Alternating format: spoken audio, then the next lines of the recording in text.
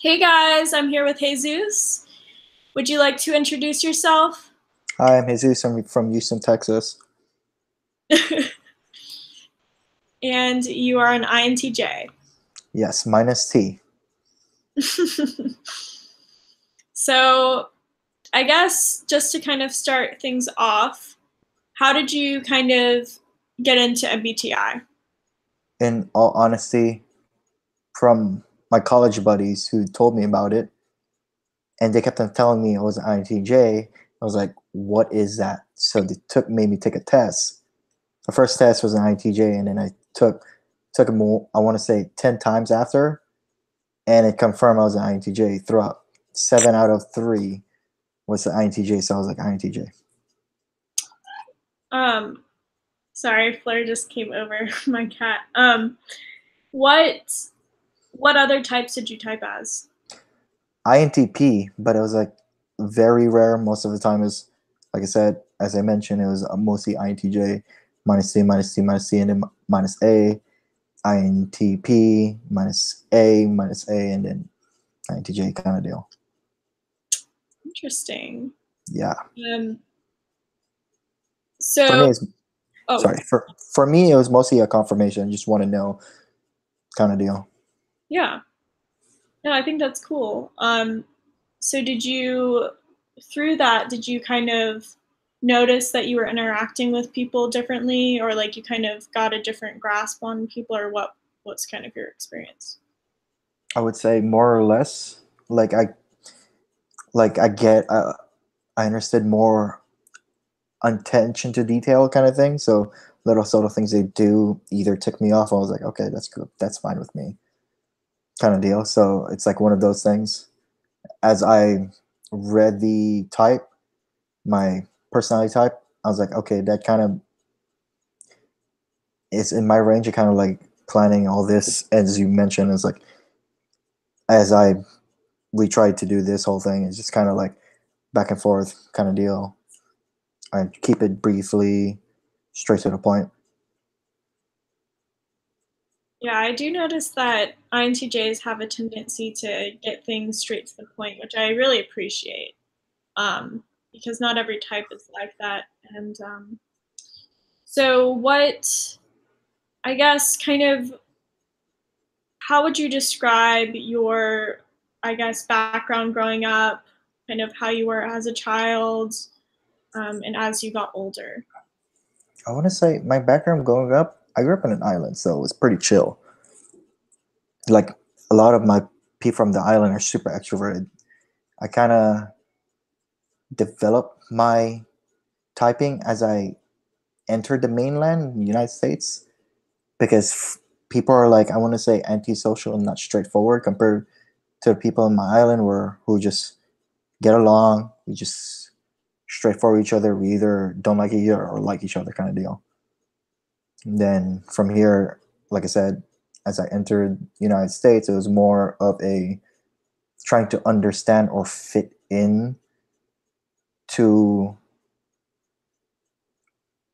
I want to the culture Yeah. because you either want to when you want to have friends, it's like you either get blown off or not blown off, or if they want to hang out or whatnot, kind of deal. So where exactly did you grow up? I grew up in an island called Guam. Oh, that's awesome. Yep, U.S. territory, but not the mainland. yep. Um, so do you know kind of what your family's type is, like their personality types, or Not necessarily. Not necessarily, actually. The only person I would probably want to say it's kind of like I actually I know I actually no I'll take that back. I actually know one. It's my nephew. He categorized as an ENTP. oh, cool. That's Yeah, because we made him take it, and it was like multiple, and he took it multiple times. ENTP. So yeah, how old is he? He is 25. Okay. So yeah, so he's pretty, I guess, into his personality too. So it's probably more likely that it's an accurate reading of who Yeah. he is. Um, what are some things that you find yourself drawn to or interested in? I want to say search for knowledge. It's like a never ending quest kind of deal. It's like I learn one thing to another thing to another thing. It's like I started doing stocks and I wanted to learn more about that and I didn't want to take class. So I just went into Barnes and Noble and just started buying books and reading it as I read books. As I read books, you gain knowledge and then you keep on, and then once I get that knowledge, I reread the book again and then you kind of get more understanding on other things. Same thing with, I want to say, Bible stuff, but my brain is more, I want to say, methodical when it reads it. When I read the Bible, kind of like it's it's not more theologically, but I want, it's like I break down every little sections. It's like a lot of knowledge I like to gain. It's like it's fun. It's fun learning. It's Well, really I don't know. It's one of those things that entertain me. It's like it's like you can never grasp it. It's you never grasp it. Like I do skateboarding too, and I also figure out mechanics from there, like how to manipulate a skateboard and whatnot, and then a mental issue jumping out of like a stairs kind of deal. Yeah, it is amusing. that's awesome. So you kind of have you kind of always noticed that you've been like this, or what, or is it something that's developed over time? I want to say developed over time. Like, yeah, I want to say more developed over time. I kind of like, because I can tell you this, in high school, I was not INTJ. I could care less about grades because I will just pass a class the bare minimum. Because Guam, in Guam, high school is like your minimum passing classes is 60%. So I will get an A on first semester, and then I'll just average it out from what I need to pass, and then just go from there. Interesting. Yeah, Have you thought about, I mean, I'm not saying that that's like an indication that you're mistyped, but have you thought that you might be a different type? Because personally, and this is just my opinion, I don't think personality changes. I think you are born with your, because it's not personality, it's the cognitive functions. Um, behavioral things can change things, but I personally believe that you're born with a certain stacking. Have you thought that maybe have you looked into other personality types even though you've typed as INTJ? I have actually. I thought about those, but it's like one of those things. I'm like I said, from culture, like I said, as a culture standpoint, United States to from U.S. territory to United States, it's kind of like one of those things. So I gain more. Like I said, I develop more my type. Since I'm 31, I develop more of my type as I enter United States and learning key things like from time management to organization to finance to learning how a person ticks to a person's mind kind of deal. Mm-hmm. So because Interesting. I know on the island I was totally different. I was like, well, because there is mostly I I want to say the best description of my island is like if you ever watch Moana, that's how it is. Everyone knows each other and everyone's cool with each other. It's Well, kind of like that. yeah, I mean, I'm not saying that you are mistyped, but it's interesting. I mean, the thing that I could think about is, so I just think of types in terms of socionics. So, for example, if you are an INTJ, um, your kind of opposite type is an ESFP. So I almost wonder. Sometimes I find, even though I'm not ever going to be an ESTP, I find that there's moments that I can resemble one or have similar qualities in certain instances. And so I wonder if that's kind of what um, was happening with you, or I mean, the thing that I think is kind of stereotypical but about INTJs is that they don't really have fun and they don't really do things. But I have a lot of, well, not a lot of INTJ friends, but I have a good amount of INTJ friends, and they have this side to them that's just like very fun and just kind of, in a way, just, I wouldn't say negligent, but they have this other side to them. They're not always serious. So I almost wonder if that's kind of what you were showing when you were younger. I'm not sure, but yeah, it's Oh just no, dude, trust me. I was at a party yesterday and everyone was raving. I was like, this is dumb. It doesn't make sense to me. This is like right like parties, dances, all those things. It just doesn't compute in my head.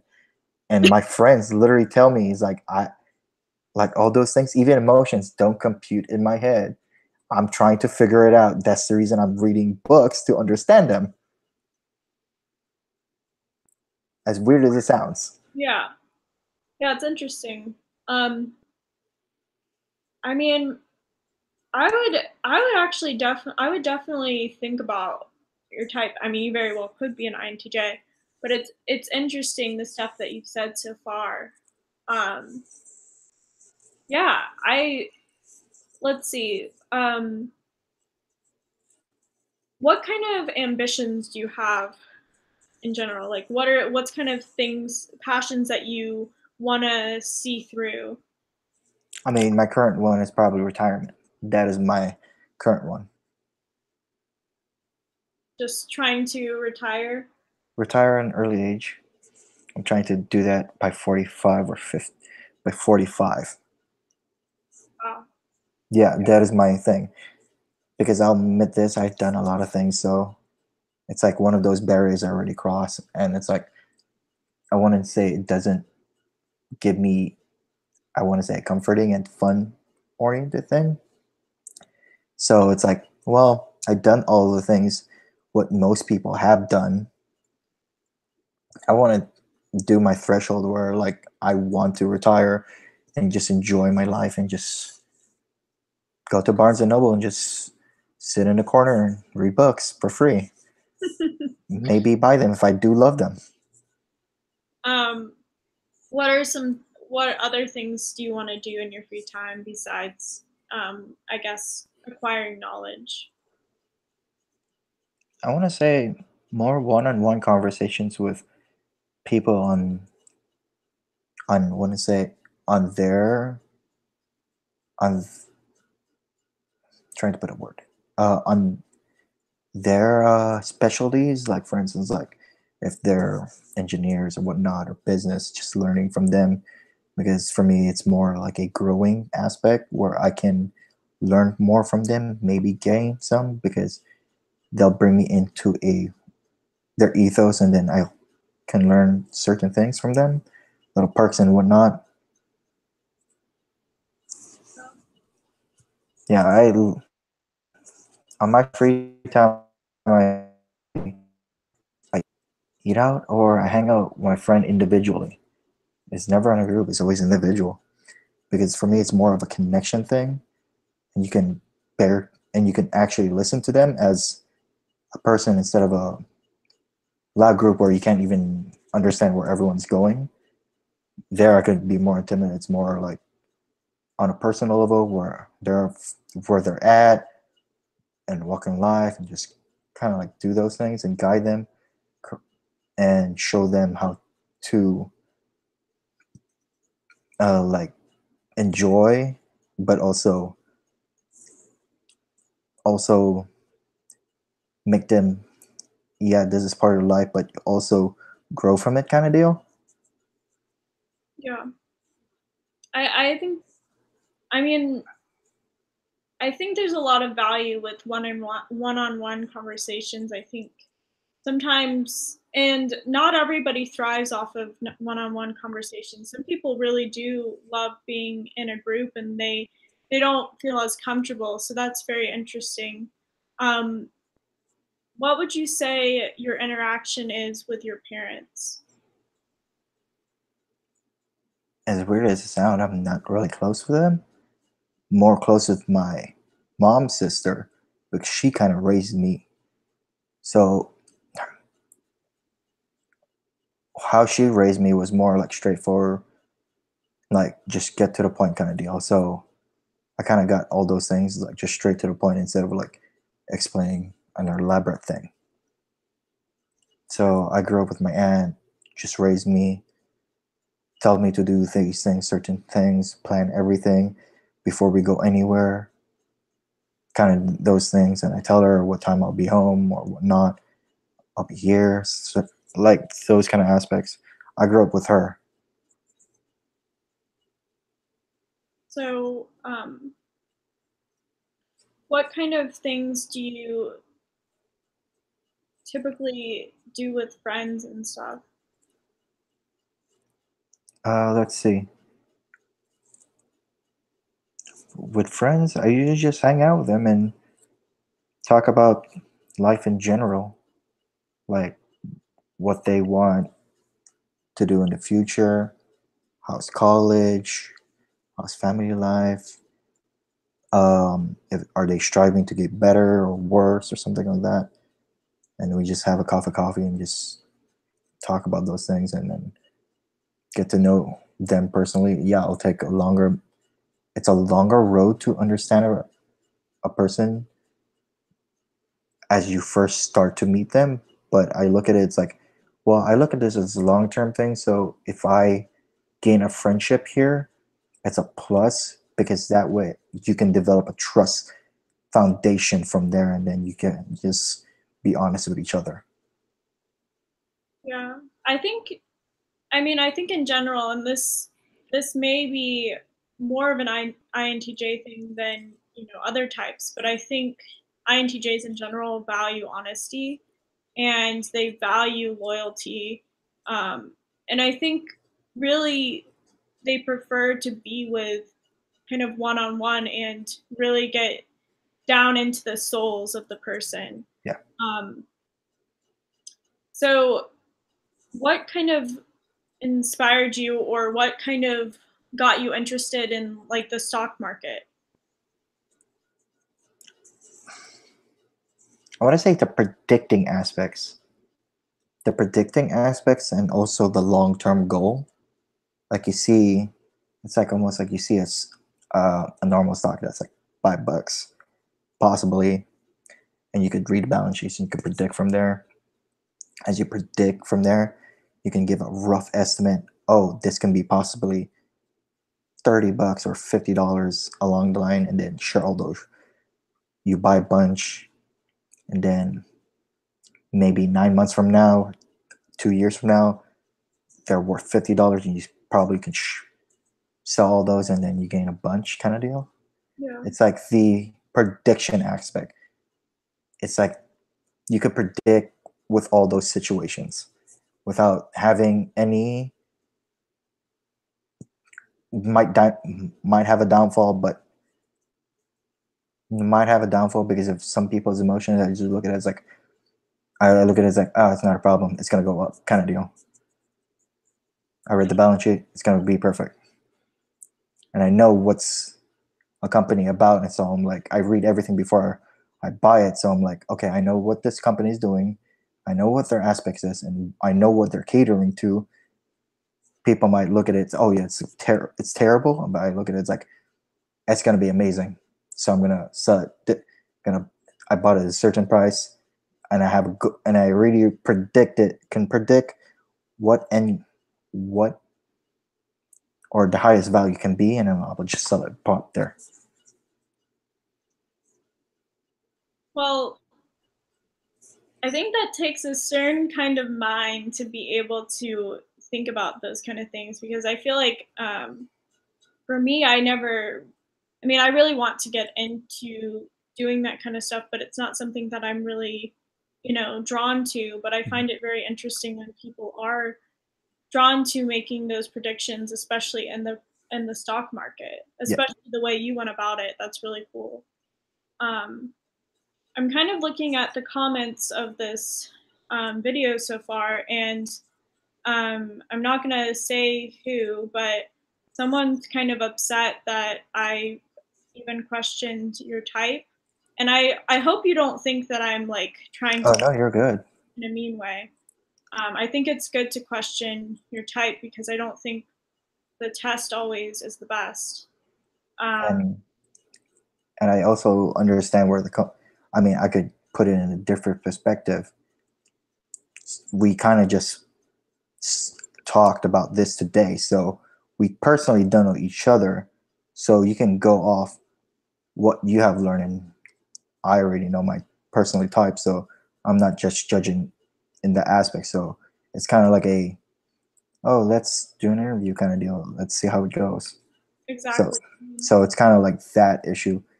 And for me, it's like uh, comments. It's not a problem with me because in the deep root of the aspect, you you look for an interview. So I just answered and replied. Exactly. No, I think, I mean, I appreciate that because, like, again, I'm not trying to And mhm. necessarily call anybody out. I mean, people call me out a lot for different things, and at the end of the day, that person had a good point. You you're going to, I mean, you know yourself better than me, and again, I think there's a lot of INTJ qualities like we just met, but um, so I think it's kind of unfortunate that this person um, is getting butthurt over this, but Millennial generation. I don't know. But so going back to kind of how you grew up, um, how besides like the friendly aspect of the people in Guam, what would you say? I guess kind of paint us a portrait of like how or landscape of how Guam is and how even past the people, just kind of the overall vibe. You said it was kind of like Moana. Um, Yeah, chill, relaxed. um, what what would you say that most people kind of strive for? That you like when you grew up. What did people want to do with their lives, and how do you think it's different than what you've seen in the U.S. or in mainland U.S.? I know the education aspect. They wanted to better themselves. I want to believe, but also keep a close group of friends, and it's kind of like that. More close knit friends for the long term that you still can call because you still can call away from. Yeah, you might be miles from each other. I have friends in California. They still call me, even though I don't see them every day, and we still get along. I visit them September, and we still get along. And they know how honest I am, and all those aspects, and what they want in their lives. It's mostly, I want to say, future oriented goals for in the island, and want to say some people that's of themselves. It's a small island, so we're trying to like make our presence known, kind of deal. It's like that. Yeah. Um, what exactly? What kind of things do you think that the US is lacking? Or what are some like I guess the kind of what are the good and bad things of each um I guess society, because it is interesting because you didn't grow up in the mainland US, and it is very different, and there's probably a lot of things that really jump out to you, and I know you've been saying like kind of the interactions you've had with people and the and how they are, what other things would you say that really stands out to you?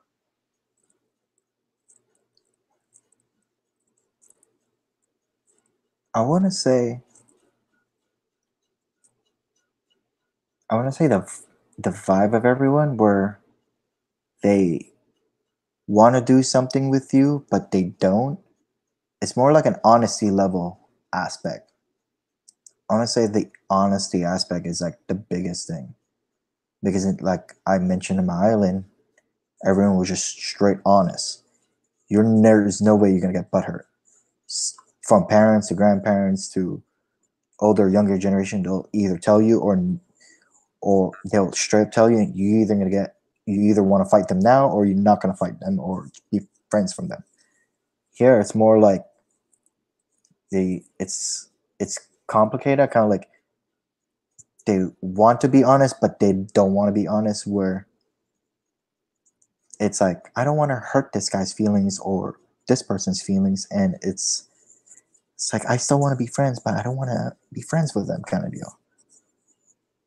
And I want to say another aspect is like it's like everyone here is in a rush. I can say straight up, everyone here is in a rush. And when they're in, and I mean, I never mentioned I worked at barista too, so I get that. So every you know how it is. Like everyone's in a rush. When everyone's in a rush, they're trying to get their coffee as quickly as possible. If nothing goes their right, they're like yelling at you. And I look at it, it's like in my head, it's like, why can't you just? In my head, like methodically, I'm like looking at it, like, you know that it's gonna take you this time to enter Starbucks and this time to get your coffee because there's gonna be a line before you. Why don't you just come? I want to say 45 or an hour more to get everything settled, so you'll be on time and be relaxed and not stressing and going ballistic over a cup of coffee.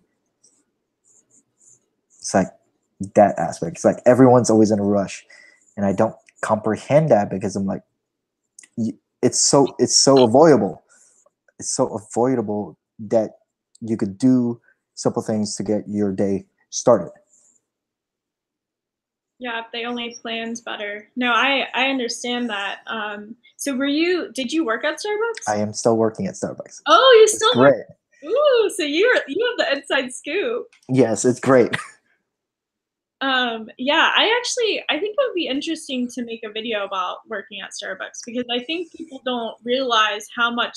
I mean, I know this sounds kind of silly to maybe people that have never worked at Starbucks, but there's a lot more to it than what people think. There's so many things behind closed doors.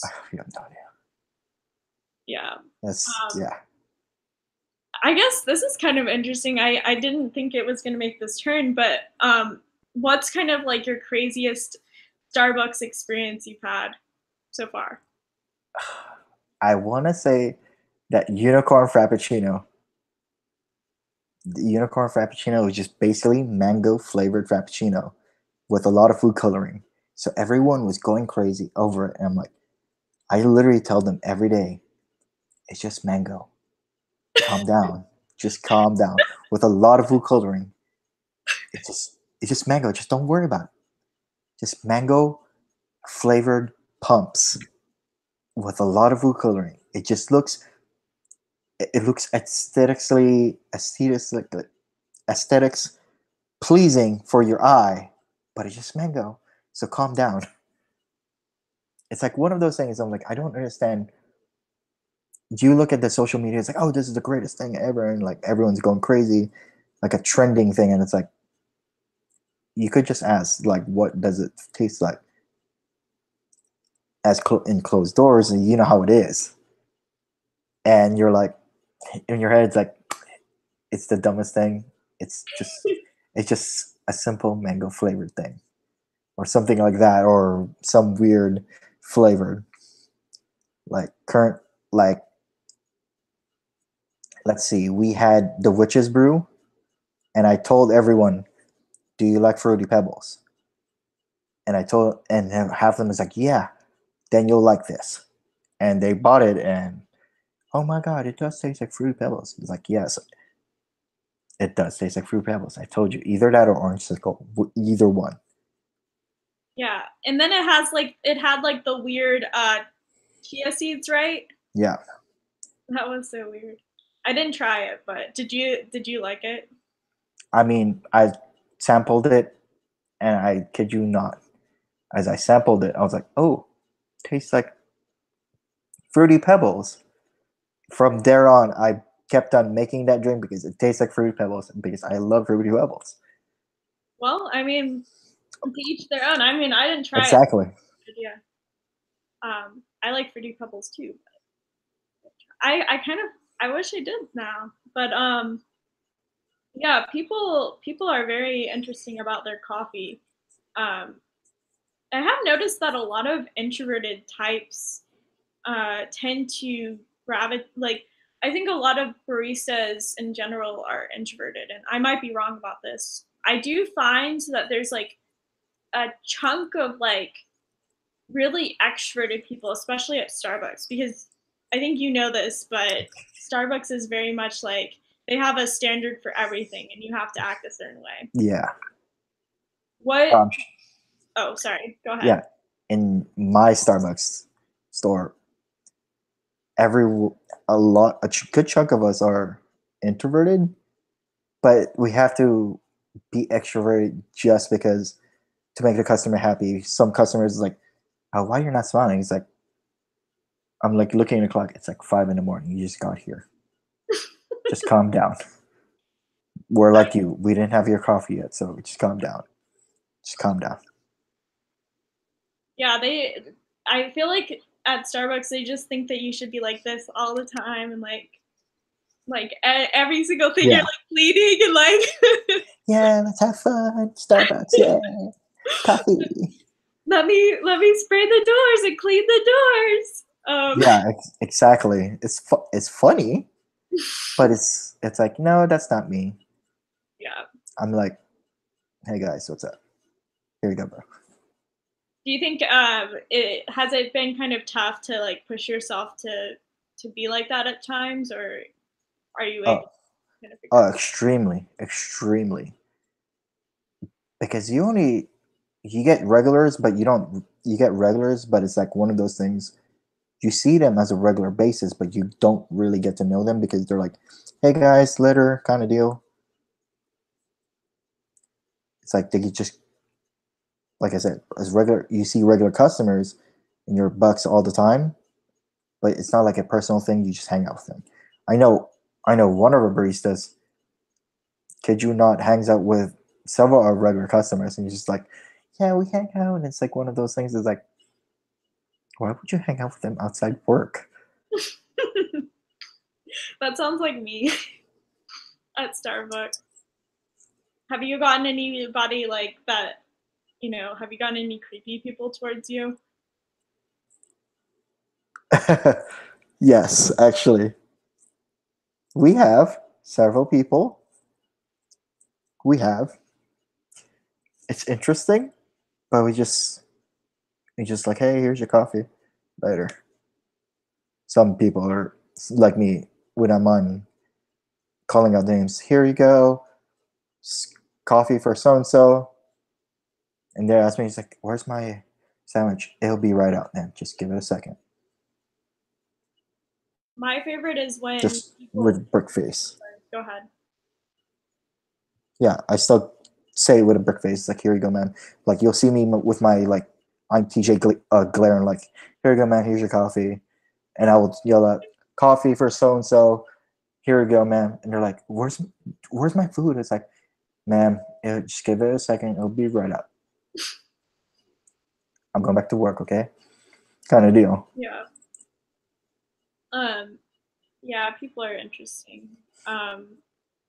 So I guess like what kind of what kind of thing do you want to do long term, or do you want to do coffee? Hmm. I kind of like it. I kind of like it as a simple job. It's better than most of the jobs I had. So I'm like, I'm keeping this for a while. How long have you worked at Starbucks so far? Turning 3. Wow. I worked at Starbucks for a little over 2 years, almost 3 years, but not quite there. That's interesting. I think Starbucks is a great place to work. It's a really good company. I agree with that. I feel drained. I used to feel drained after working at Starbucks, though. Um, but I really do like it. What kind of, I guess, in school when you did you ever like any subjects, or did you kind of just always have a let's just get it done kind of attitude? I like history, as weird as it sounds. One, it doesn't change unless it's towards the future. Past never change because it's always going to be written in a book. So it's kind of like those easy memorization things. So yeah, one of those things. Mostly, like I said, in high school, totally different. Get a good grade in the first semester and then just like just estimate how much, just estimate what will I pass with.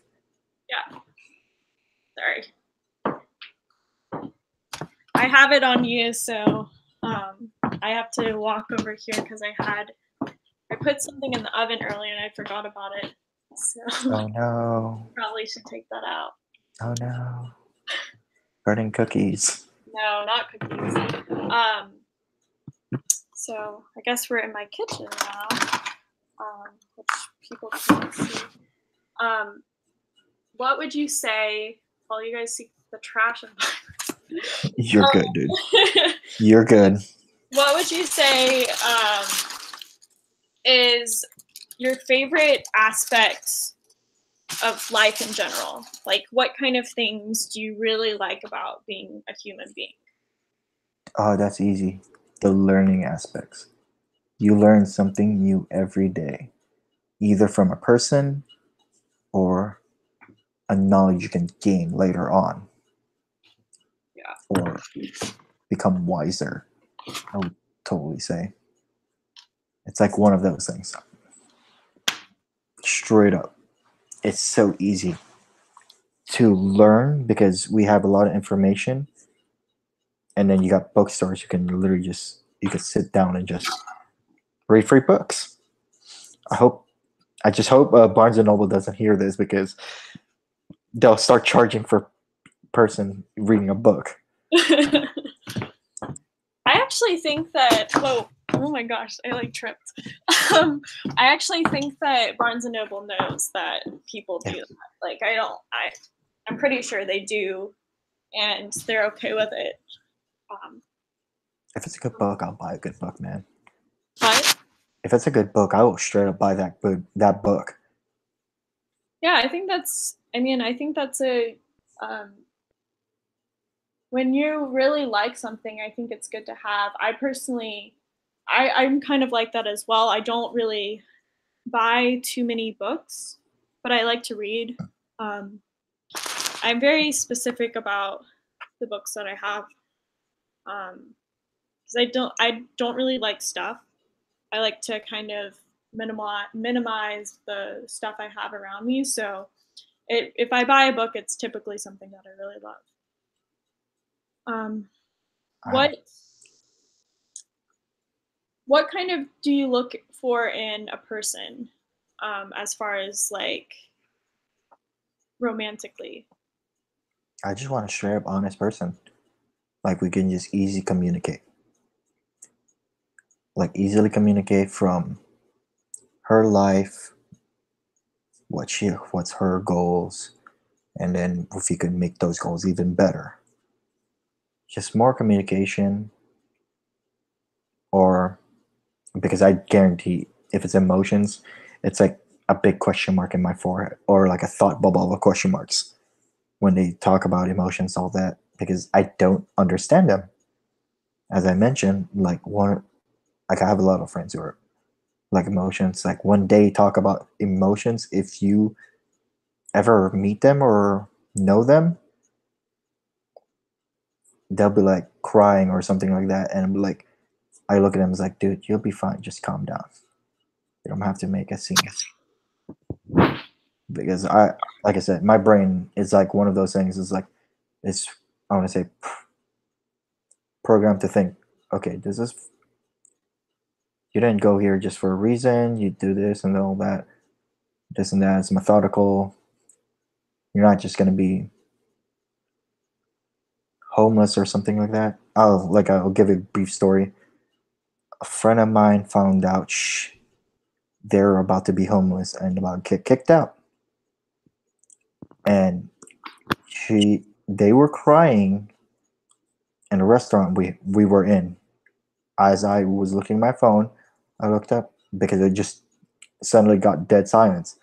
She was just they were just bawling in tears. So I was like, and they're like, dude, just calm down. Just don't worry. Me saying that, and I was like, they literally said, they literally told me, he's like, I know you don't understand emotion, but let me cry all these things because I just had 5 minutes of information that was just pouring on me and it sucks. In my head, it's like, okay, I guess. But in my head, but me thinking long term, I'm like, dude, you'll be fine. Just calm the heck down. Yeah, I think I've noticed that with just, well, I guess it might be thinking types in general, but specifically INTJs, I do find it's weird because I think INTJs in some ways do understand emotion really well, but they don't really feel comfortable when it's expressed in front of them all the time. Like, Yeah, I know a lot of my friends, if you start crying in front of them, it's like they kind of like freeze up and they don't really know what to do. yeah, that's pretty much it. Like, I look at it, it's like, I know you have those emotions. I just don't know in my logical mind how to comfort you, kind of deal. I don't. It's like one of those things. Like you either want a hug or like it's like tap on the back or like or something like that. It's like one of those things for me. So I'm just like trying to figure out because my brain would just go rational. It's like you'll be fine. Just don't worry. You'll, you'll everything will work out. Just don't worry about it. What would you say is your favorite memory that you've had? Favorite memory. Favorite memory.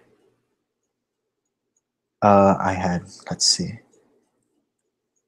I want to say a surprise visit my aunt from my aunt who raised me on my birthday. I didn't expect any.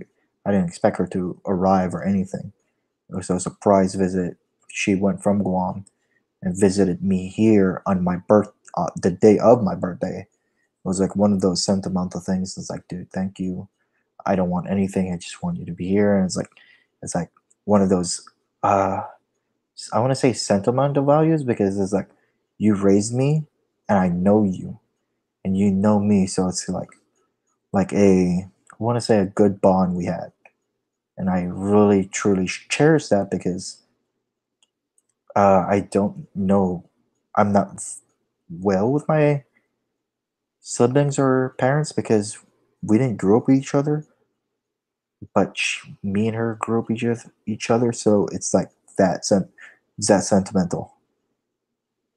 Um, um, what what kind of things did you learn from your aunt that really that you kind of still remember, or something that you that kind of stands out that you value? What I value, it's time. Everyone's on a time.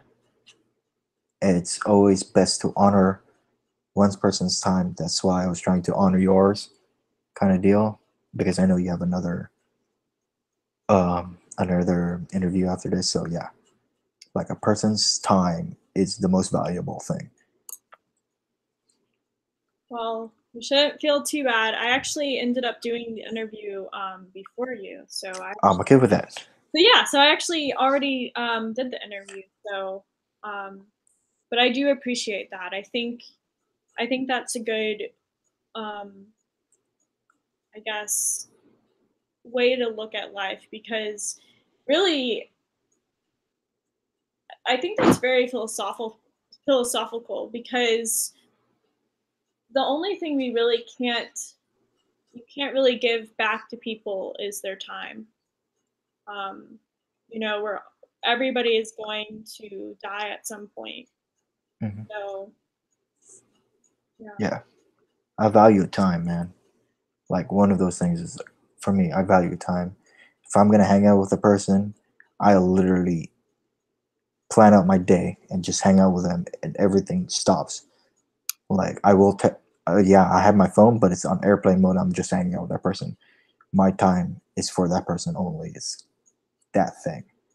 Because one thing I know that I seen is people do value each other's company when you do take a lot of time for them.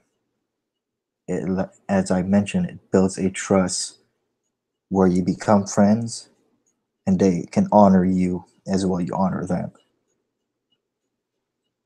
Have you ever taken the five love languages?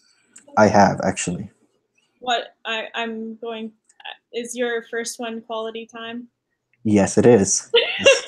It is quality time and physical touch. As weird as it sounds, I'm like, Oh, those are my first two too. that's interesting. Yeah. What's your last one? Words of affection or something like that. Yeah, words. I think it's words of affirmation. Affirmation, yeah. That was the last one because I'm like, in my head, it's like, in my head, how I look at it, it's like, that's cool, but it's like I don't know you when you say those things. Yeah. It's like I want to say because you can when you the words of affirmation. It's more like a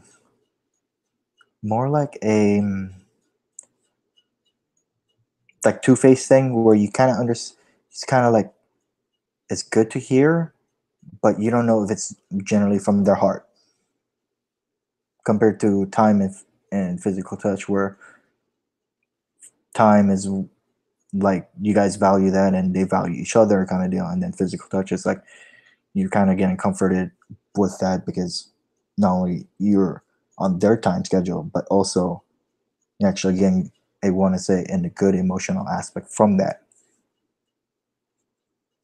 Yeah, I agree. I think my words of affirmation was the second to last. Mine was gifts. Gifts was the last one.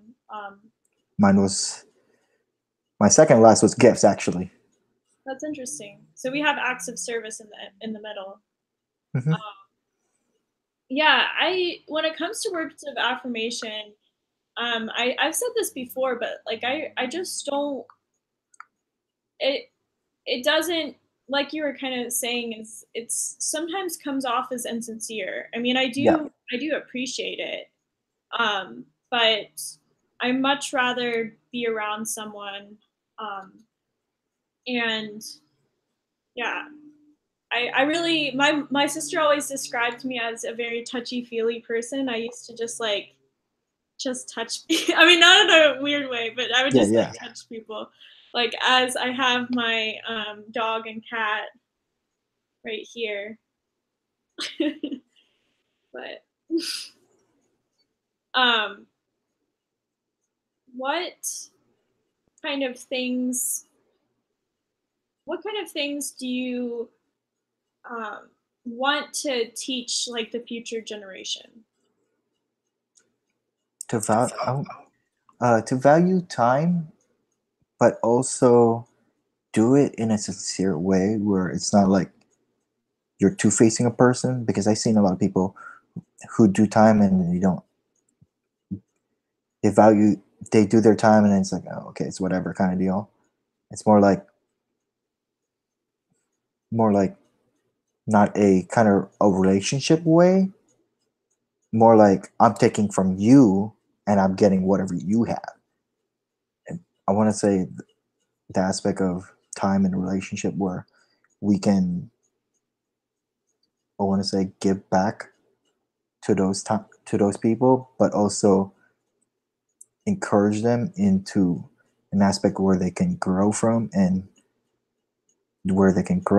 also experience a better chance of life and how to handle situations when they come across it. Because when you're comfortable with people, or in general with those certain people, you can just be honest with them instead of thinking how am I not gonna hurt this person since I don't very know them well because just in this club.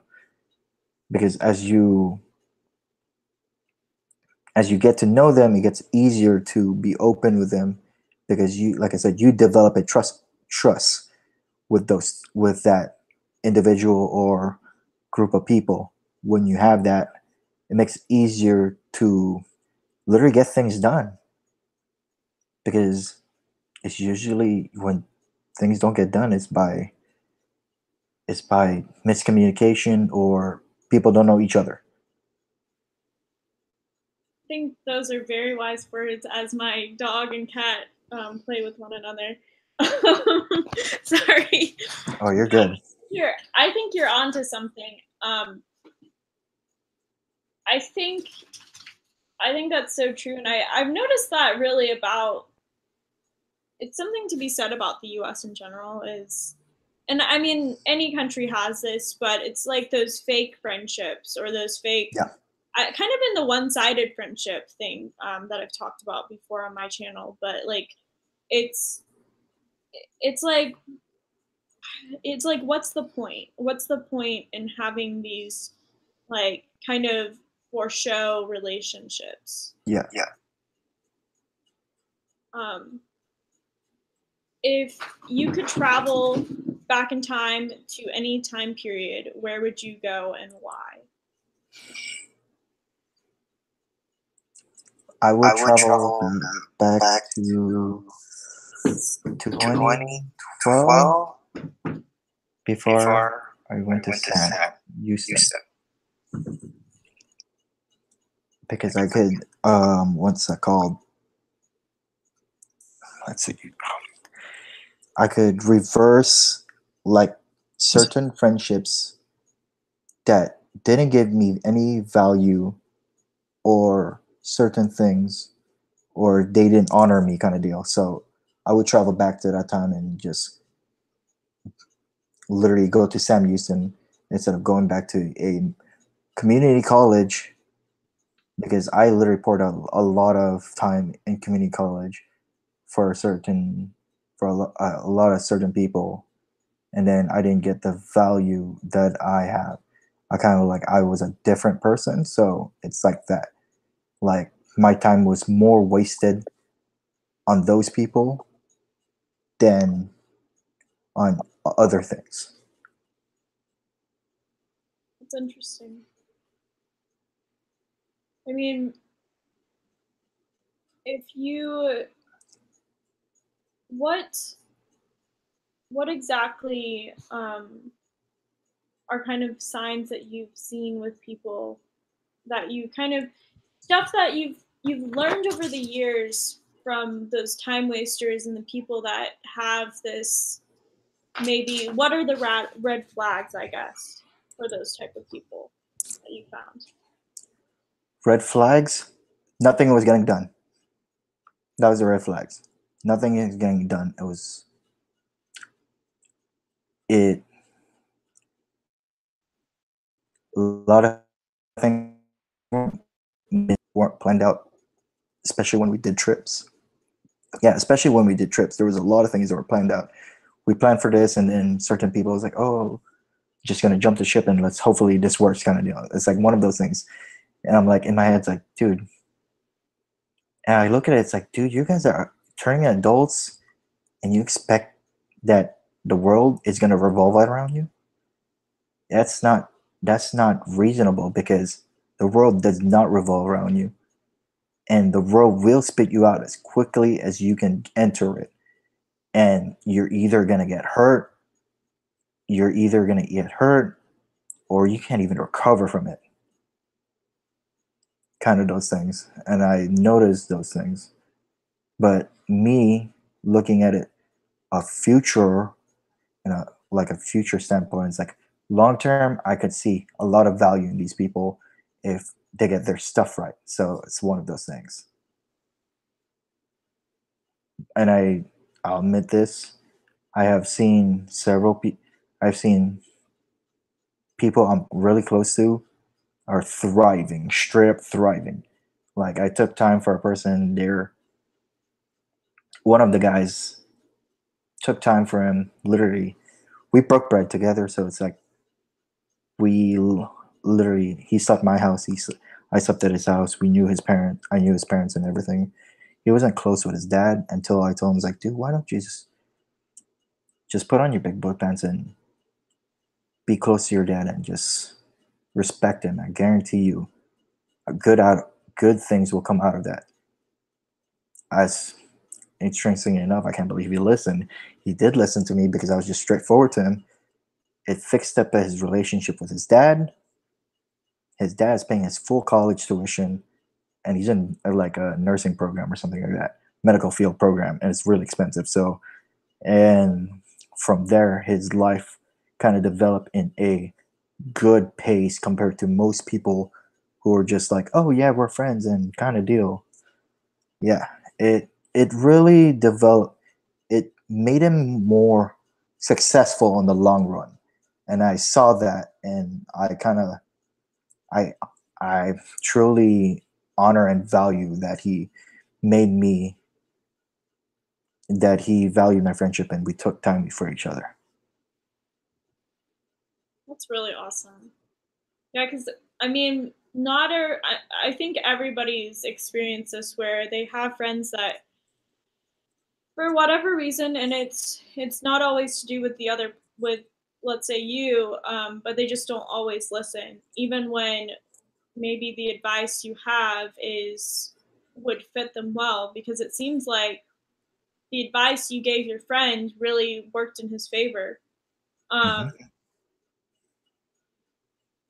have you considered maybe even doing something with that quality? Because not everybody has a quality where they're able to really see the best in people and kind of figure that out, or is it kind of more of an individual thing for the people that are closest to you? I would say, as weird as it sounds, it's more individual, but I can develop friendships through time, not just like a snap of a finger where we're friends instantly and it's all emotions, and then I don't know what's gonna happen. Hopefully it works, kind of deal. I want to develop like I said, a friendship through time, through honesty, through us trusting each other, where I can be honest with you, because my honesty, some people take it as I'm a jerk and I don't want to be around you. Yeah. So I'll admit this: I lost a lot of friends just being honest. So, and I do value the people who stuck around and I developed friendships and we still get along because we still can be honest with each other. And no offense taken from either side, because I can hear them out and I can hear what their heart is telling them, and learn from them, and like vice versa, they learn from me. It's like want to say a ethos. When you're rich in an ethos, like you guys give back to one each other, but also can also develop an amazing community where you can literally thrive if that community can just be close and tight knit with each other. Yeah. Wow. That's awesome. I mean, it's so true. Like, it's better to have. I mean, at least I think you would agree with this. But I always thought that I would much rather have just one close friend than a ton of friends that disliked me, or just even no friends at all. Because I would rather have zero friends or very few friends than a ton of people that were just being fake. I agree. Totally agree.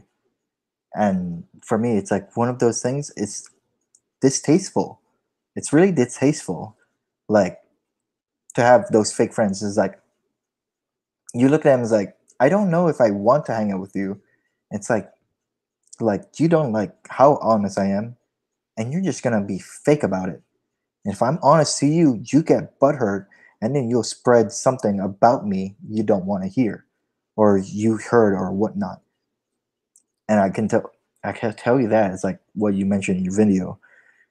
INTJ's own trust issues is like it's like we keep them close, kind of deal. So yeah, it's Okay, like you don't want to cross them.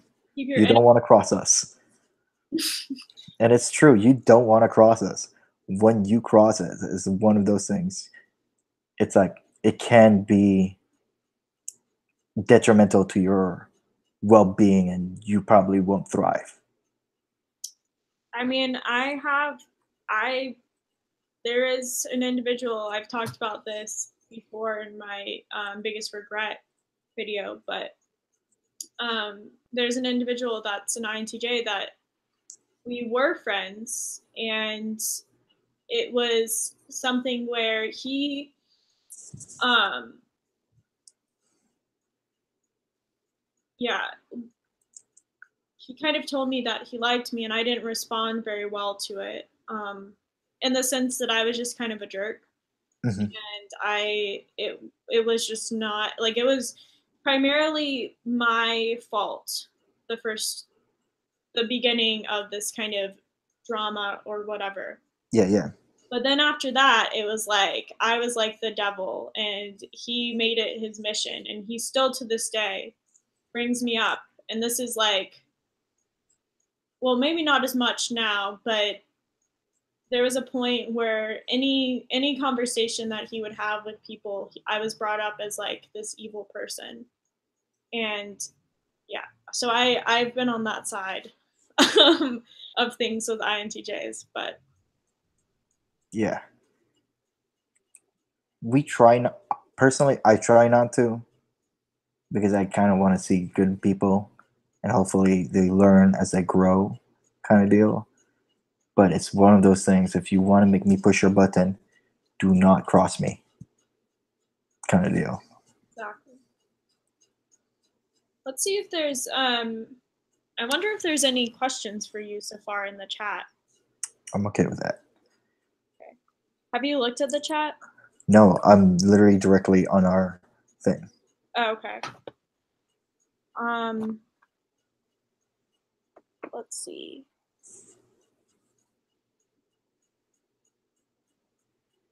Well, it looks like a lot of people are just talking about the situation I was talking about earlier. Oh. But yeah, if you have any questions for Jesus, let me know in the comments, because we would like to have some interaction from you guys. Agreed. Do you like art? Actually, I do, but I like art because it's kind of captivating to me. It's like one of those things. It's like, oh my gosh, I'm so sorry. You're good. You are so annoying. Come here.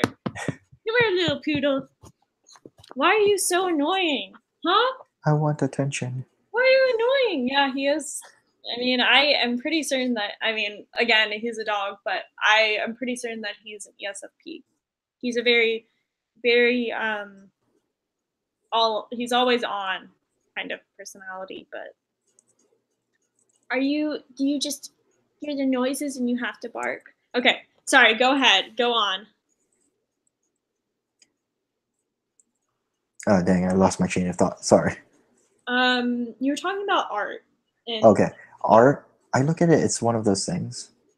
It's pretty astonishing, and kind of like it's like a certain skill you have to do, or a certain skill I don't have. That's the reason I enjoy it, because it's like you take time for this, and I don't have that certain skill. It's like really mesmerizing because you take a lot of time to do those things. And I'll admit this, a lot of people are gifted in it and it's just like unrecognized. And I applaud those people who take time in what they love because it's really amazing to see a person show, I want to say, emotions or their feelings towards those things. It's a different aspect. It's like a different aspect between a conversation, but you can show, you can express emotion in art. Yeah, I agree. I think you can express a lot of emotion, and there's a lot of things to be said about art in general. Like, I find it very freeing. What kind of art do you kind of gravitate towards? Oh yeah, man, sculpture, painting, oil painting, all that, man. It's Oh my gosh, I'm so sorry. oh, you're good, man. I understand. You are a psycho today. What is wrong with you? You're going in. I'm so sorry. You're good. Guys, I'm so sorry. Like, I need to get a handle on Henry because he just loves to fight. It's really scary. Sorry, go on. I'm gonna put this little crazy guy away because he is Pumpkin and him have a volatile relationship. Yeah, so all those aspects. I like watching all those things. And kind of like it takes a certain amount of skill to learn and develop those, and a lot of that skill is, like I said, people don't recognize it. But me as an individual, I recognize it for the beauty of it because you took a lot of time just to make a piece of work and just to display it. It gives us how you express that in such a way we can somewhat understand how you are as an individual. Yeah. No, I think it does. It is very individual to the person, and it's just crazy how many different forms of art there is. I think let's see what some of the other questions are in the chat. How are INTJs on politeness and conscientiousness? For example, I'm very polite, but not at all conscientious, um, which sounds kind of weird. What would you say? Like, do you find yourself? Where do you find yourself when it comes as far as being polite or conscientious? Let's see. Being polite, I can be polite as I introduce myself, but that's me introducing myself. As as we want to say develop a relationship, you'll probably see how honest I am. And if you could give me a brief definition of conscientious, that'd be great. Conscientious is kind of from. I mean, it's kind of. I feel like it's different in the Big Five because I think that's what he's talking about. Conscientiousness is basically being aware of. It's hard to describe. Aware of how you interact with people and how people are in a way. Um, if you guys have a better definition of what conscientiousness means, let me know in the comments. But I think that's what they're trying to get at. Aware. Just Okay. kind of, yeah, or even having, and it could also mean that you value people's on an emotional level. You're valuing what their perspective is. I'm not sure. Okay. I mean, I can look up what they mean in the Big Five, but I know that I score high as on conscientiousness. Let's see. On that aspect, I want to say, well, aspect, let's see. On awareness level, I try to be aware a lot because I have to understand where they're at in their life or where they're going to be. So, with that being said, it's kind of like a timing thing for me where I have to understand them first before anything. So, basically, I'm trying to get to know them and understand them before jumping the gun kind of deal with saying something unfiltered. And yeah, saying something unfiltered or getting them hurt because it's more like a it's more like you have to understand the individual before you can make a good judgment, or it can go really bad on both of your on both of the parties. Yeah. No, I think I agree. I think you it's interesting because I feel like for me it's more of a group thing unless I am one on one with someone. Um, I guess I'm conscientious of with Effie. I kind of feel what is appropriate for the group, and I can narrow things in individually. It could also mean like your general surroundings, but I think it's more about your awareness and perception of other people, and and so I guess let's see, going forward, let's see. Do you struggle with neuroticism or overanalyzing every situation and fixating on possible negative outcomes? A lot, Really? a lot, because I always look at it. It's a short term or long term, and I think before I act kind of deal.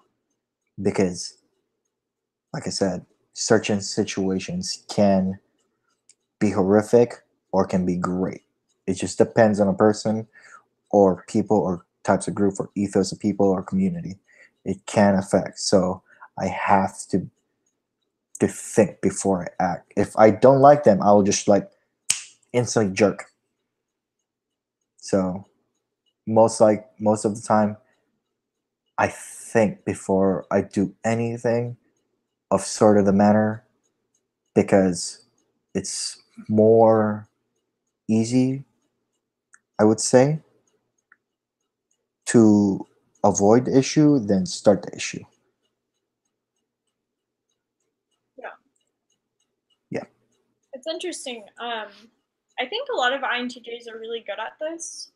Is I've noticed this, and I kind of want to make a video about it. Is your INTJs are able to put on, even though we just talked about like being fake with people, but they are really good on about putting on a mask with people and making people feel at ease in a different way than let's say an INFJ would, or other types. I find that INTJs, I have found with INTJs that they have like this, and this may not be like a real thing. It's just something that I've noticed with a lot of INTJs is they have this like kind of fake laugh, and it may not be fake, but it's like it's almost over the top. Or exaggerated. Yes, Yes. Is that something that you do? I do. Why do you think that is? I want to say to shrub off things, to shrub that isn't, I know how our minds think, that isn't rational. I straight up, if it's not rational, we'll like over have we will have a sarcastic laugh and literally think about it and literally we'll either debate it to ourselves. Do I want to brutally destroy this person's knowledge or not? It's that kind of thing. And it's if people could read minds, I can tell you this: if you read an INTJ's mind and how they develop these things, you'll see how like crazy methodical we are on how we're gonna break a person. Yeah. No, I Okay. mean, I've seen it firsthand from certain INTJs. It is interesting. I don't know if you can hear Henry in the background. He's not very happy that he's been put away. I somewhat can hear, but it's fine. It's fine. I'm sorry, It's guys. fine. It doesn't bother me at all. So yeah. Let's see if anybody else has anything. Any other questions for you? Are INTJs architecturally oriented? And if so, place where do you place between old and new architecture? Let's see. It can be.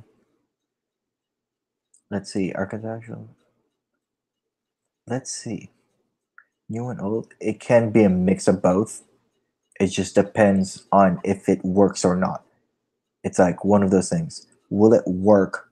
And if it does work, what are the aspects on how to make it better on that level?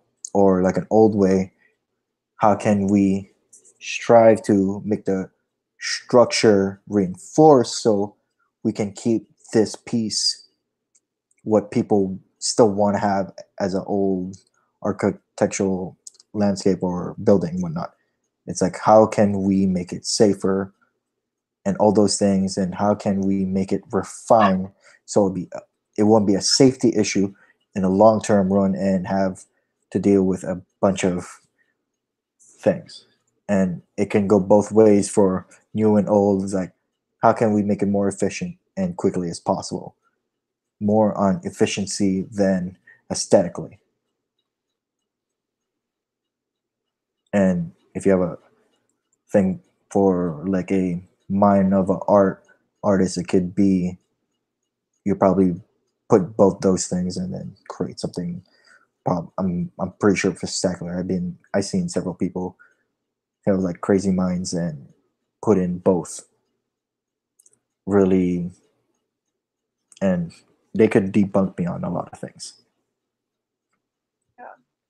That actually is a pretty interesting question. I don't know how I would answer that. Yeah. How we look at it as an INTJ, as I said, more on a efficiency and will it last long, and if it's safe or not for everyone, because we're trying to destroy the potholes of oh it just looks nice and all the extroverts are like yay that's great that's awesome let's build it, and then as an INTJ you're looking at it as like how that's gonna work. It doesn't make sense. Great idea, but will that structure hold for several years and whatnot? And will it be safe the long term? Because will it be safe in the long term because you can run into a mess of trouble when it's not. You'll be criticized for it. Yeah, I agree. Let's see. What is a C? Okay. Jesus, do you ever get animated? The INTJs I know are pretty chill. Me, not really. I don't really necessarily get animated. And not like I'm more. We sit down, have a conversation, talk one on one, and hopefully, if you say a certain word, I'll probably give you something about it. I'm pretty relaxed as a person most of the time. I don't even I don't even get drunk or anything because, like I said, it's one of those things is unpleasing to me. It's a waste of it's like a waste of a time and effort just to get drunk and think you're having a good time, and then other issues come about. It's like, oh, what happened last night? And you're like, next thing you know, you'd be in a place you don't want to be. Yeah. Yeah. I think a lot of people, so I forgot, I forgot what I was going to say. But yeah. What are some kind of short-term goals that you have? Short-term goals.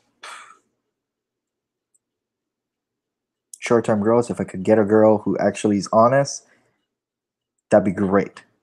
Long-term, marriage, and build a trust fund for her family, and go from there. Another short-term, probably do more, have more relationships with more people. I want to say individually, like make more friends, kind of deal. And I look at it as also a long-term thing, and hopefully we develop as great friends. So you just mentioned that one of your short-term goals is to find like a girl or someone that you like a female that you can Yes. relate to and is honest. Um, is family important to you? To an extent, like my family, the only person who will be important to meet for this girl is my aunt. That's straight up.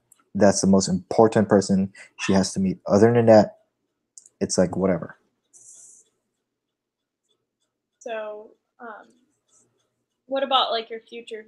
Do you want to have a family when you get older, or Yeah, have family, um, raise kids. Probably, like I said, hopefully retire early, so I could have more time to be a father instead of seeing my kids maybe once or twice a week kind of deal. Want to have an amazing relationship with them, more on them growing aspect where they will, I want to say more on developing aspect, because I know I grew up with lack of those needs. So it's a kind of like, I rather have a deep relationship with my kids so we can both be honest and make it easier on each other, instead of having like combating odds. Same thing with my wife. I rather just, or future wife, will be just straight honest with me, because it makes it easier for both of us to be honest, instead of pressing an issue we don't like. And because I rather just be honest with a person, makes it easier for me, and so we could, I want to say, work on that relationship, because it's easier to work on for me, I look at it as it's easier to work on a relationship than it's easier to work on a relationship where both parties are equally honest. Of course, that's how you look at it. I don't know. yeah? No, I think those are. I think I think it's great that you have a a true understanding of what you want in a person. I mean, you are still young. I think it's even in your early 30s, your late 20s, it's still a time where you're still developing those things. And for you to have that kind of certainty um, is pretty, kind of sets you apart from other people, because I think a lot of people don't really, or it may take them a little bit longer to kind of realize what their true, I guess, underlying thing they're looking for in a person. Yeah, There mine was is straight up. Yeah. Devin wrote, "What scares you?"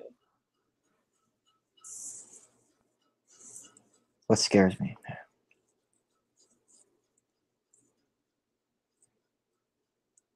Huh. What scares me?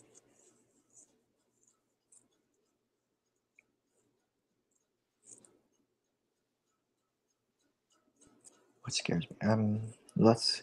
I want to say losing good friendship probably is the most terrifying thing because it's what I mentioned. It's like you develop this friendship through time and then just lose it instantly. Just like it's probably the most devastating thing that could happen to an INTJ because we take time for a lot of things, and that's one of those things. It's like, dang, I kind of wasted my time on that individual or whatnot, and it's like a time we cannot get back. And as I meant, time is the most valuable thing INTJ could do for anyone because we plan throughout the week before we do anything, and it's like, yeah, we have planned out throughout the entire week for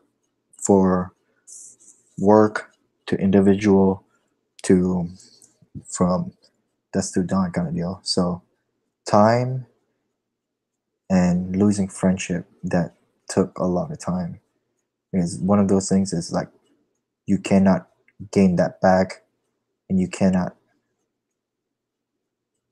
bring that if it's a it's like it's that friendship is like hardest thing to grab as an INTJ because we value a lot of friendship. We value it so much, and that's what makes it hard for us as a individual to even find romance and emotions because it's like because you don't know. It's like I honestly don't know if I won't know a girl until they tell me. It's like, oh, I like you. It's like, what? I never knew this. It's like a big thought bubble. It's like, what? I never knew it. I thought we were friends. It's like, yeah, it's like that. And the same thing with like me as a dude with my Guam friends. It's like that waste of time. It's like you can't get it back, dude. It's like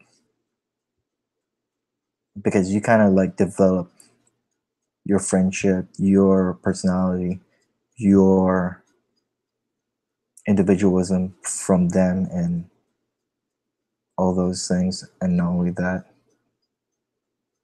you get a somewhat joy from them, and they give you joy back. You won't express it, but you can describe how you feel about it. Friendship is very valuable. It's the hardest thing to develop. It's the hardest thing to keep. And if you can find a friend who is both, it's it's a solid gold.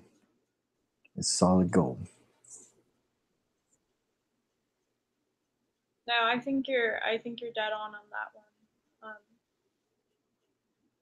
I actually, so I guess Devin has a follow up question, and he asks, "What do you value? What value do you get from your friendships? Could you tell a story?"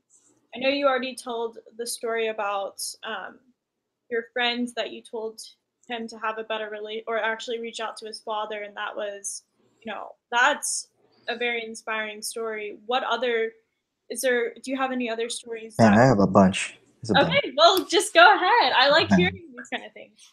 another person.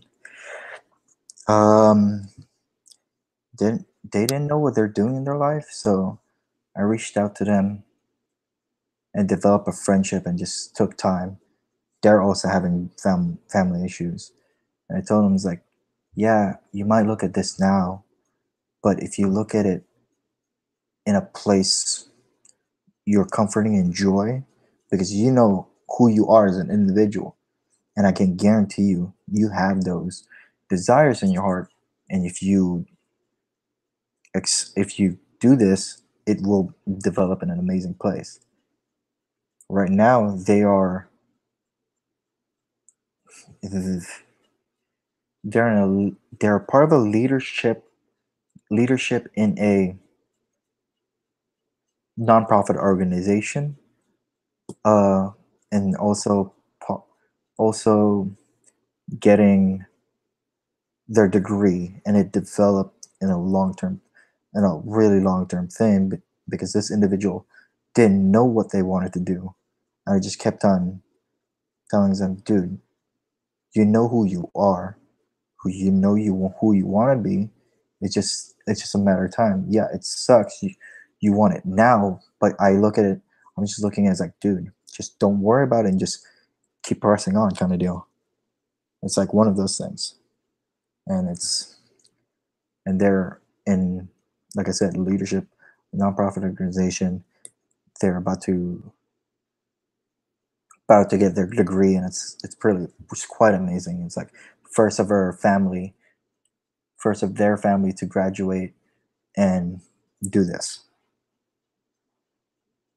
First of everything, actually. First to graduate, first to get a good job, first to a lot of things.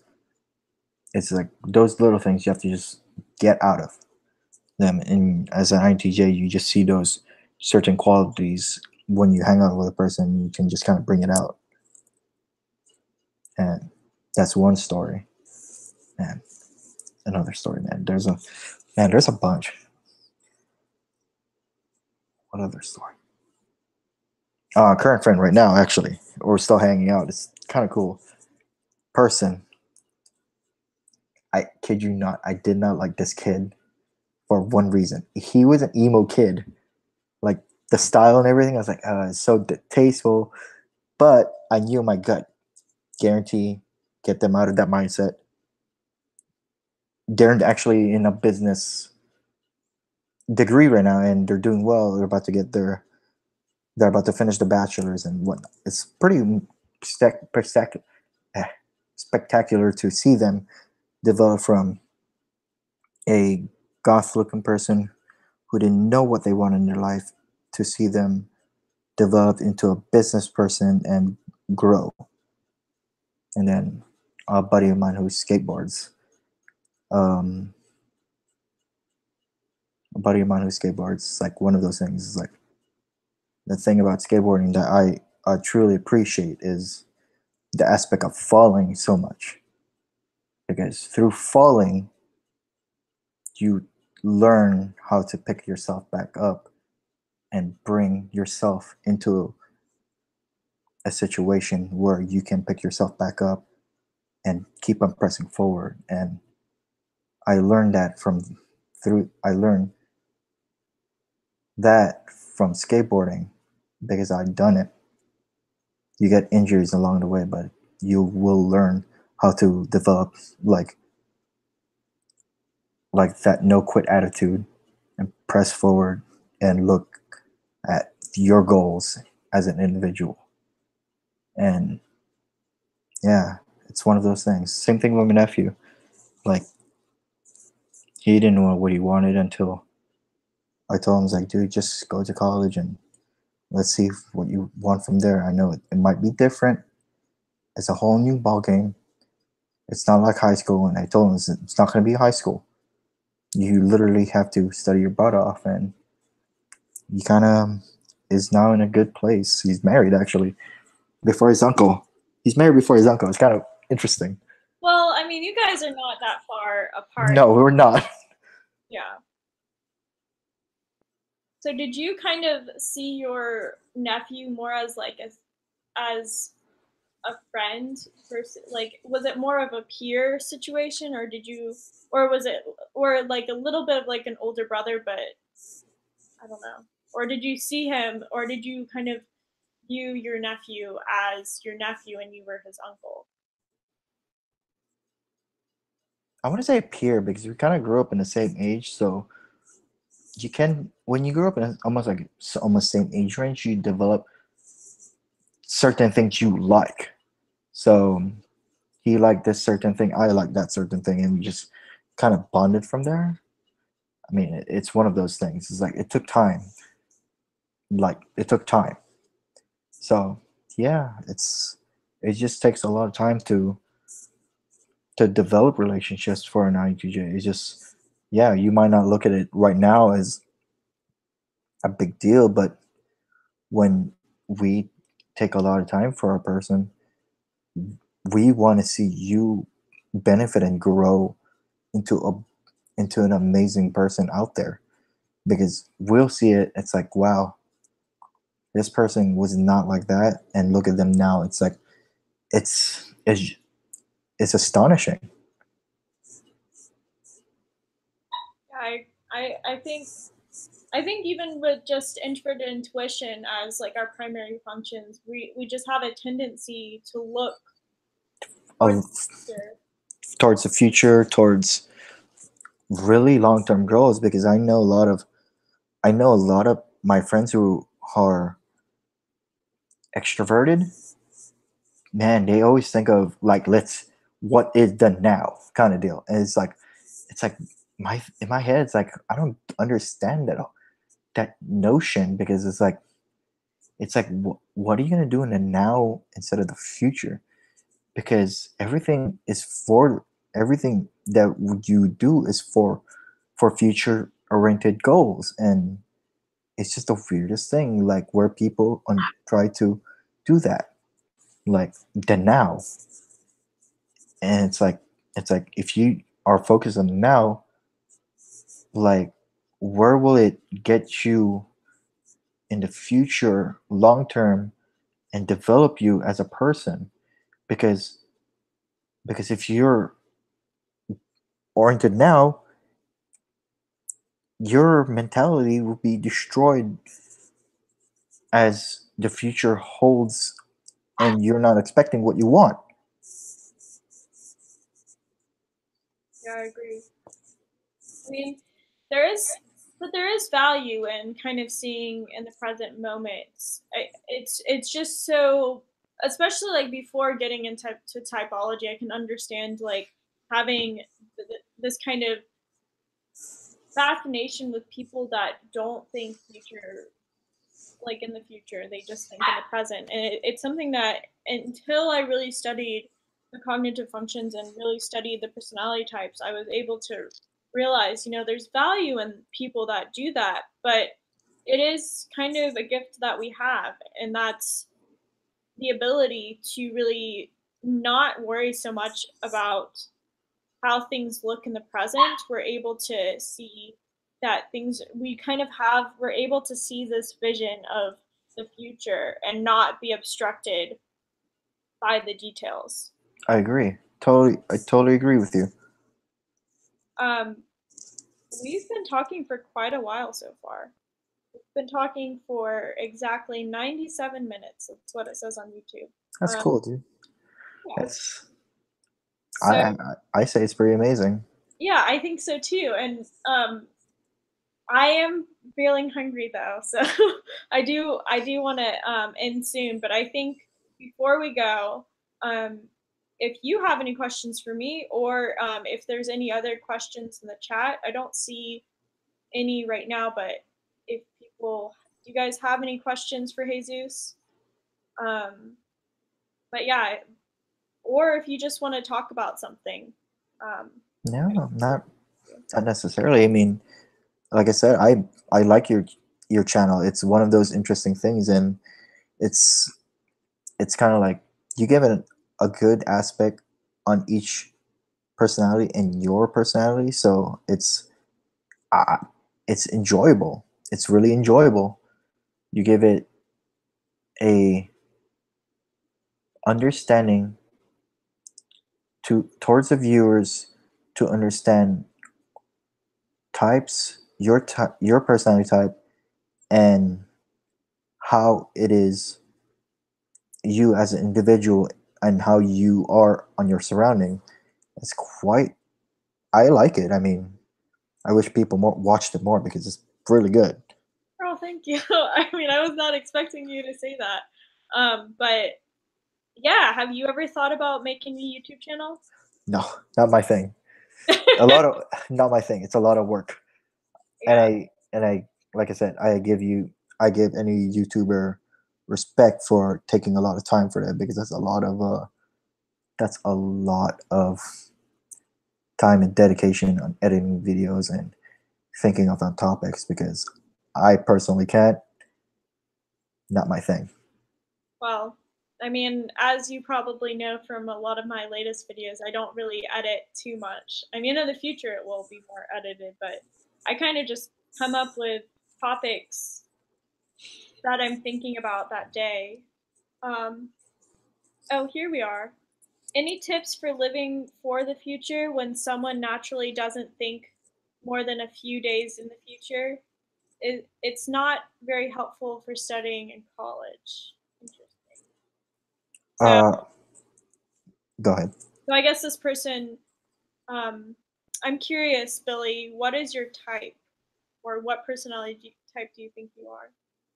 Um, I mean, you can start going with that.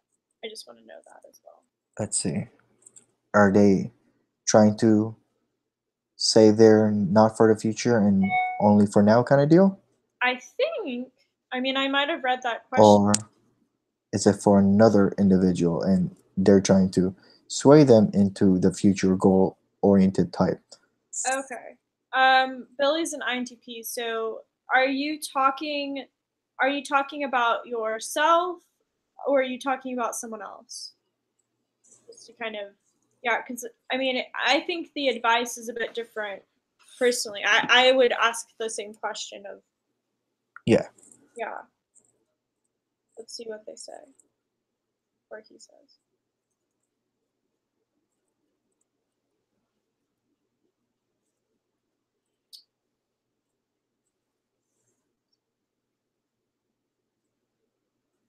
So might be a. I'm going to, I could do both ways. yeah, go both ways. Okay. As for the other person, I want to say sway them, but not forcibly.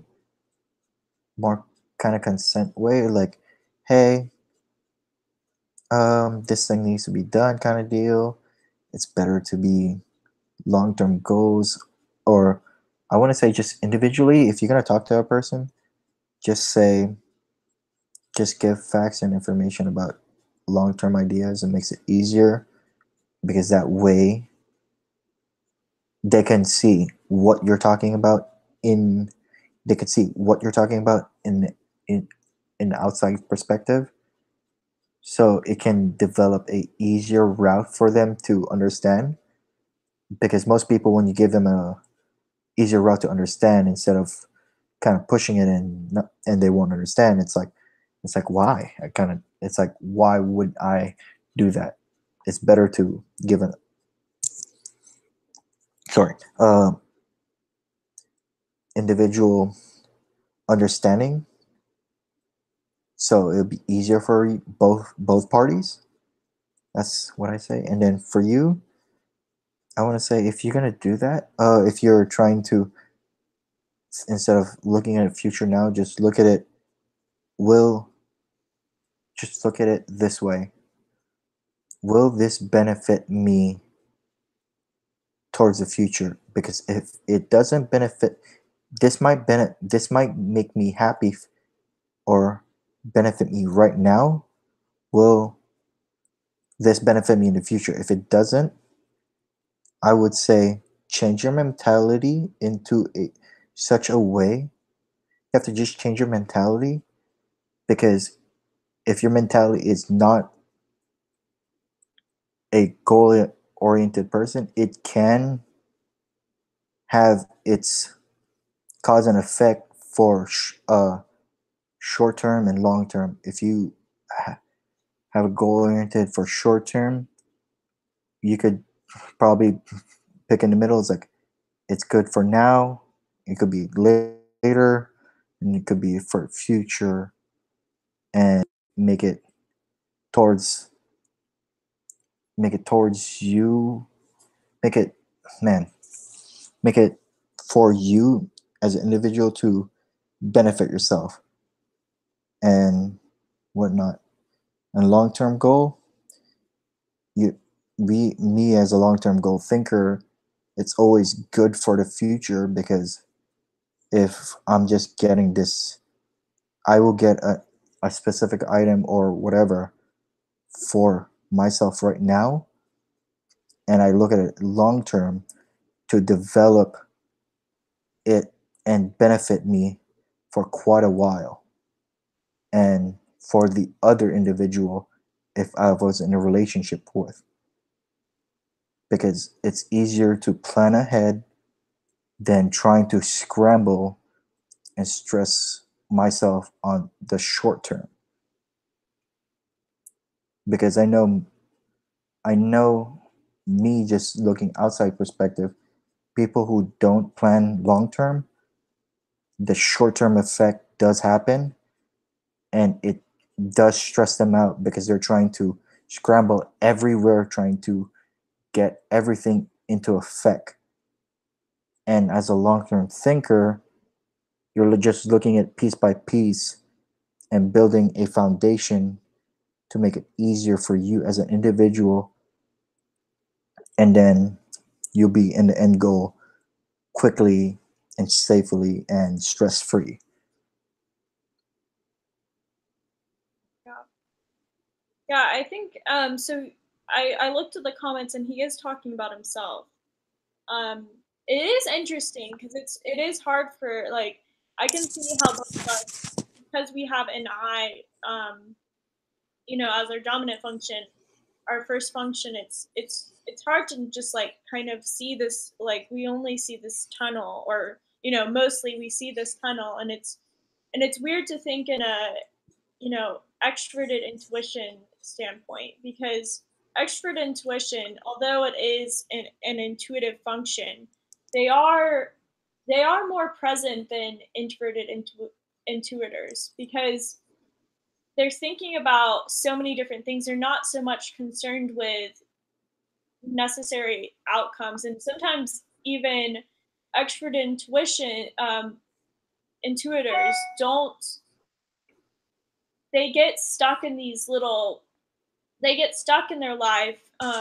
They think they're just not able sometimes to see that it's going to get better. Whereas with us, we can see that, yeah, we're in a bad spot right now, but we're going to be able to get over that Mhm. threshold. With them, it sometimes is hard for them to see that, and they kind of get stuck in this place where they feel a little scattered. And yeah, it's hard to say. I don't know kind of what advice to give, because, like you just said, we can say, just kind of work towards a goal, work, look future oriented, but it could be difficult for certain types. Yeah, I don't know. It would be interesting to see what maybe an extroverted, someone that has high extroverted intuition would say. I totally agree with that, Yeah. Let's see. because Oh, go uh, ahead. I would want to say, just look at it. Just think of it as climbing a. Just think of it, you looking at a degree, you wanting to get a degree. When you want to get a college degree, it doesn't take it. It takes time to do that, and you end up doing that goal, and you're happy with it and pleased, and you get this amazing job. I just look at it as that situation, because most people can't. The thing about college is is about finishing it. It's not how you start it; it's how you finish it, and that's how we look at it as a perspective, as a long term and short term, because college is for long term, and that's how most of them be successful. When you're short term, it's like as an easy give up, and you cannot deal with the short term stressful environments and whatnot, because as you get into a major, it's easier to develop, because you're already well adjusted to those things, and you're still learning, and it gets easier as you go. Yeah, I just look at it as a college degree. It's like it's easier to start, but it's harder to finish. Yeah, and actually, in some ways, it can be hard to start. I think sometimes things are hard to start, but yeah, I think if you do start it, it can be easy, and then yeah, there's so many things that happen in college that it's hard to look at things and think, oh, well, this is what I'm working towards, especially if you don't really know what you want to do in the future, because a lot of people in college, they have a major, but they're not super passionate about it, and then they change majors a lot. Hmm. I mean, I can understand that, I but can understand that too. yeah, it's hard. It's hard to kind of make that decision. So I think Devin actually has some really good advice here. He actually said a lot. I mean, um, so yeah, he mentioned the book, The Power of Habit. That's a good book, actually. I have that. Really good book. That's a good book. You read it? Yeah, it's pretty good. Yeah, yeah. There's a lot of, I think, even doing having. I do agree with kind of having kind of a something to look back on, or even having a habit that you do every day to kind of keep yourself on track. I would suspect, especially with extrovert intuition, it can be hard to kind of stay in a singular mindset. Whereas for us, it's like a little bit easier. I mean, not to say that I never get off track, but yeah, I think that might be good advice. Um, Is there anything else before we call it quits on this chat? Let's see. Do you have anything that you want to say? Um, Anything more about that? No, I think that's it. Okay. All right. Do you guys have anything else that you want to ask? Also, I saw in the chat that someone said, I think it was like something like best clickbait ever. I guess it's because of the title. The title of the video is INTJ interview Jesus, and so people are reading it as Jesus. Oh well. Are you Jesus? No, I'm not. Oh my gosh, that's so funny. But yeah, um, yeah, I didn't mean for it to be a clickbait video, but I guess if people watch the interview because of that, they get some wisdom from you, and they think it's Jesus on the other side, but it's actually you. Um, so, which Yeah. I think, just from our conversation, you have a lot of wisdom for. I mean, I still think of us as we're still younger, on the younger end of life, and to have so much wisdom and to experience so much at this point in your life, I think I can only see good things for you. Thanks. So, well, it's been an awesome time, and I hope you guys are all having a great night or morning or afternoon. um, Again, I'm gonna go eat something. What are you gonna do after this? Let's see. I'm gonna read a book or take a shower and sleep. What book Yep. have you been reading lately? Man, I, it's kind of, Can I say it? Sure. Okay. Why Men Love Bitches. As weird as it sounds, it's a really good book. Psychologically, it's a really good book. Interesting. So it's about relationships and kind of why. Yeah, Interesting. the psychological aspect is phenomenal. I was like, wow, this is interesting. What have you learned so far? A lot, I can tell you that it kind of gives me understanding why women like that or whatnot, but it's or why men are towards that or like both parties are totally different in an aspect what they want, because it's all psychological and all psychology and all that. It's like it's really it's really good. As weird as it sounds, it's like I know a lot of people hate the book or whatnot. I recommend it if you are studying psychology or whatnot. It's really good. It's not a book I would not I just bought for $15 or whatnot and just grab it and just like I want to read this. Yeah. Well, if we've learned anything from this interview with you, I guess as the audience, we've learned that you really put thought into what you purchase. So the fact that you bought this book means something. So. And before anything happens or you cut it off, dude, thank you for inviting me to the interview. Thank you so much. Well, I appreciate having you, and I mean, it would be cool to even do something in the future. For sure.